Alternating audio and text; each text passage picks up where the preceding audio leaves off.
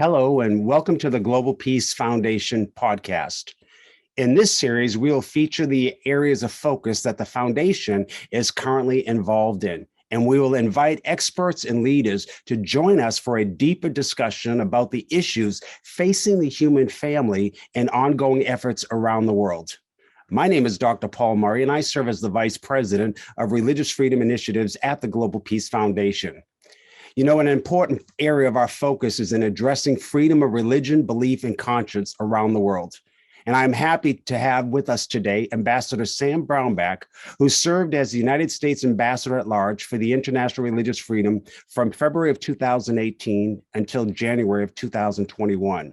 And formerly, as a member of the United States Senate, Ambassador Brownback worked actively on the issues of religious freedom in multiple countries and was a key sponsor of the International Religious Freedom Act of 1998. In July of 2021, the ambassador successfully launched and co-chaired the inaugural International Religious Freedom Summit in Washington, D.C., that brought leaders from around the world together to continue the work of religious freedom for everyone, everywhere, all the time. I'm excited to welcome Ambassador Brownback to today's episode. Ambassador Brownback, welcome. And let me begin by thanking you for your tireless efforts and your continued leadership in addressing international religious freedom. Yeah, I was just thinking your leadership in launching the inaugural Earth Summit recently convened in Washington, D.C. was just an astounding success. Thank you so much for all that you are doing. Well, Paul, thank you for being a part of it and for being out there on so many of these issues as well. I think really what the success was is that so many people came together from so many different groups and passionately recognizing the need to stand up for international religious freedom for everybody everywhere. And you could just tell by the number of people that came and the distances they came, and COVID is still lurking around. They still came with that they care a lot about this topic, and they care because there's just so many problems and so much persecution going on. Yeah, definitely. You know, as we're addressing a global audience, what is the most significant work that individuals and civil society as a whole can do to ensure the protections of religious freedom and address religious persecution? Well, I always start off with prayer. I think the biggest thing people can start off with is pray. Just lift it up and then really see where that leads you. The second thing is, I think this movement has to go grassroots, that people in their own pews and places of worship have to say, I'm going to start standing up for this fundamental human right. I'm going to stand up for it for me and for other people that I know about around the world. And I think that sort of activism at a grassroots level is really the key thing that we need to see starting to take root and to move forward more. I was involved in the early human trafficking movement. And when it first got started, people didn't know what it was. And then we'd talk about a modern slavery, and they'd say, well, that doesn't go on. And then the more they started looking into it, the more they saw it. And then the movement went grassroots. So people in individual churches and communities, and here in Topeka, Kansas, we have a anti-human trafficking task force working, and you're just going, fabulous. That's exactly what we need to take place. We need that same thing to happen on religious freedom, for this to go grassroots and people to take up the mantle themselves and push forward with it wherever they are. Right. Yeah, that is so true. And you know, it's amazing, as you served as ambassador at large for international religious freedom, you've traveled all over the world and you've seen a lot of different things. And as you reflect both on past and even some of your recent trips, I know you just returned from Sudan. What are some of when you're looking at the past and current issues, what countries are of concern to you right now when we look at religious freedom? You know, the one that just stands out to me all the time and troubles me the most is China. And it's not because they're the worst about it, because that's pretty North Korea, Eritrea, some of these other countries. It's just horrible. what bothers me so much about China is the use of technology to create this virtual police state. And I think they're really deploying the future of oppression, where there'll be fewer people locked up or killed, but everybody will be under surveillance.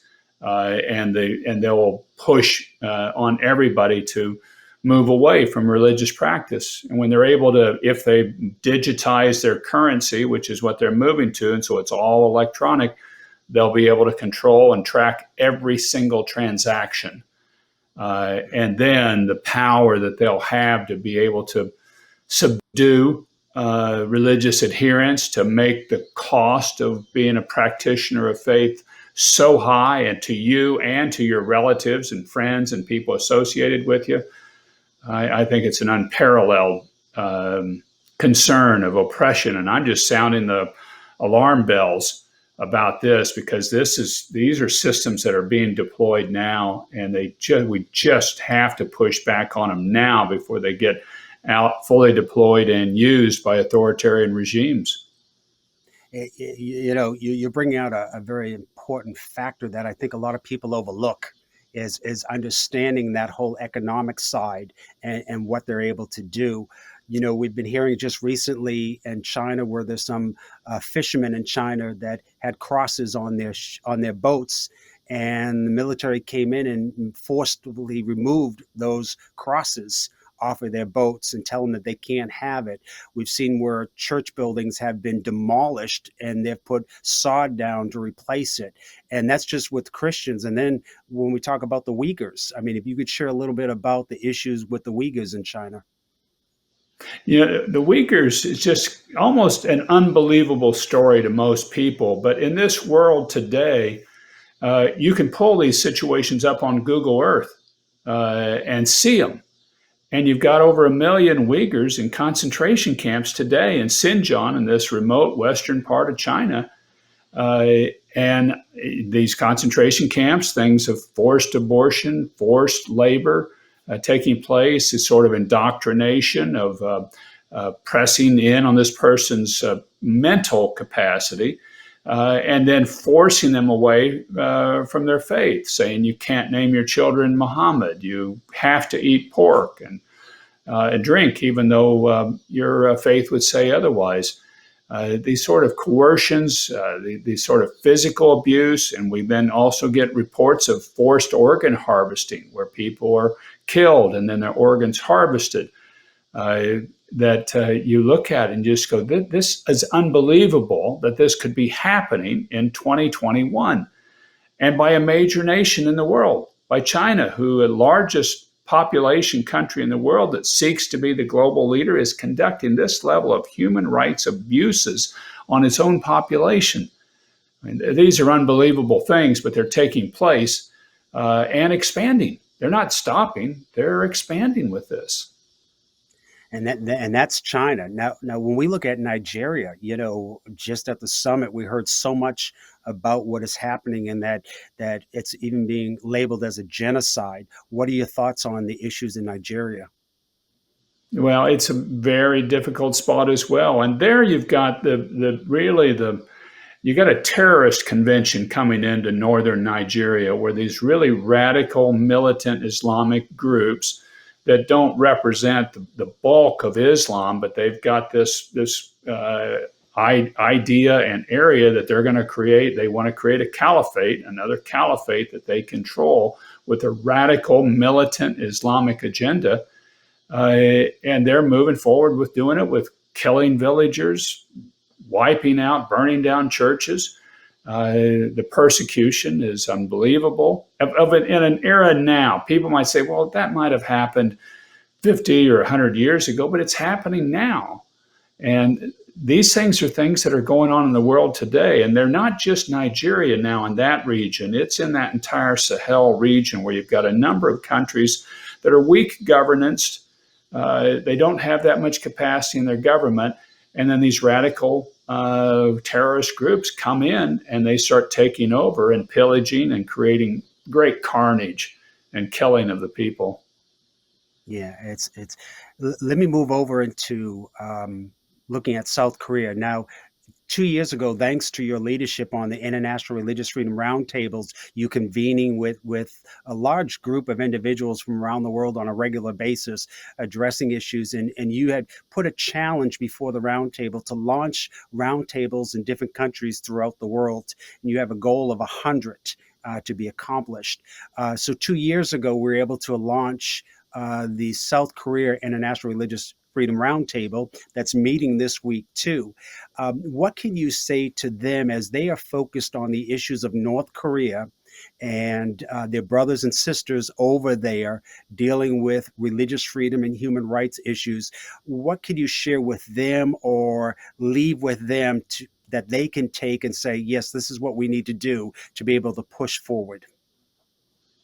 Well, first, I want to applaud their efforts. South Korea is just a wonderful nation. A lot of people of faith there that really seek to be helpful to many places throughout the world, and particularly in Asia, and even there, more particularly in North Korea, the Korean Peninsula. I want to encourage them greatly. I mean, this is something that North Korea needs, and it's certainly one of the top 5 worst persecution places in the world. And Pyongyang used to be known as the Jerusalem of Asia. So it's a place that's known faith before, and then you've got a totalitarian regime in North Korea, and they just really push to remove all faith and all vestiges of faith. But the key is to keep fighting. The key is not to give up. The key is also not to say, well, that's just North Korea and that's the way it is and that's the way it's going to be. No, this is not a natural state of mankind. Natural state of mankind is to be free. And it's for people to be free. And it's for the North Koreans to be free and free to be able to practice their faith as they see fit. And they're not able to now. And you give courage to the North Korean people if you stand up and fight for them. When they hear that you're reaching out, it's like they can reach deeper within and fight more and say, yes, this is something we can do. The refuseniks of the Soviet Union, the Jews that sought to leave the Soviet Union and were locked up by that brutal regime, they got hope when they heard the outsiders were talking about them and were pushing for them. And I would hope the South Koreans at the roundtable would realize that this isn't going to last forever in this situation, and they bring hope to people that desperately need it when they fight for them.